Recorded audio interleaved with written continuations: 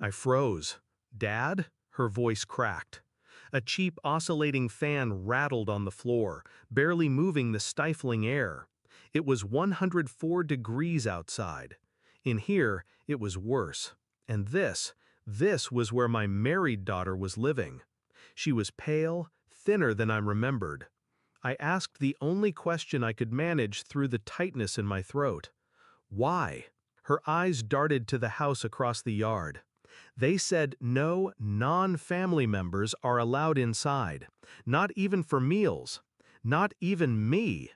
The words hit harder than the heat. Her husband's parents had money, land, cars, the kind of respect you buy in a small town. And they were keeping my daughter in a glorified oven because she wasn't blood. I didn't yell, didn't storm into their house. I just said, "Pack your things." She hesitated. But now. We left in silence. She kept glancing over her shoulder, like she expected someone to stop us.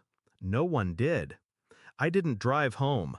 I drove 2 states away, to a small cabin I'd bought years ago and never told anyone about. It took 2 days for the first message to come. Her husband, then his parents, then their lawyer. They didn't ask where she was, they demanded. Apparently, I had no right to take her. Apparently, she was their responsibility. I ignored them. But their desperation told me something. They needed her there, and not for love. It took a week for me to find out why. A quiet call from an old friend in town, the kind who hears everything. Turns out, the in-laws had signed up for a grant program. Money from the government for housing and supporting a family member. Except they were keeping most of it. My daughter was the box they ticked on the application. That explained the sudden panic. Without her, the checks would stop. I could have gone to the police. I didn't. The law moves slow. Revenge, when done right, doesn't.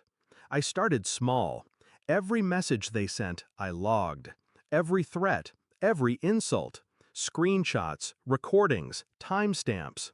I even sent polite replies, asking them to clarify their words, so they'd double down and put their cruelty in writing.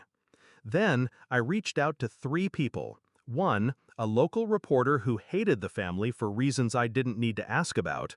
2, a friend in the state housing office. 3, my lawyer.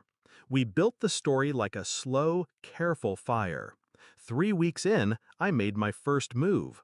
I sent the in-laws a message. I'll bring her back next Sunday. We'll discuss conditions.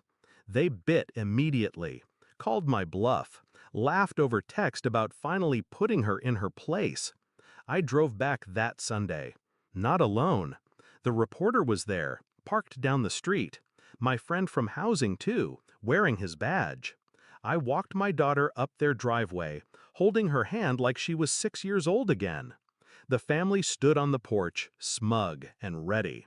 "About time," her father-in-law said. "Bring her inside. We need to finish some paperwork." That's when my friend stepped forward. "Actually, I'd like to see that paperwork too." The color drained from his face so fast I almost laughed. The reporter stepped up next, camera already recording. "Sir, can you comment on why your daughter-in-law was being housed in a shed during extreme heat?" They froze, stammered, denied. That's when I pulled out the stack of printed messages. Every insult, every admission, every threat. The housing official read the first few lines and looked at them like they were filth. The reporter caught every second. The shouting started. Not from me, from them. Accusing me of betrayal, of ruining their reputation, of lying. I didn't bother arguing. I just said, "You should have thought about that before you made her a prop for your greed." Then I turned to my daughter. "We're done here." It took less than a month for the fallout to hit. The housing department cut their funding. The local paper ran a front-page story with a photo of the shed. Neighbors turned cold. Friends stopped visiting. Their name, once polished, became a joke. And their son, my daughter's husband, filed for divorce. Not because he finally stood up for her, but because he thought she'd be bad for his image. She didn't cry. She signed the papers with the same calm I had that day in the driveway. I never told her the full extent of what I'd done.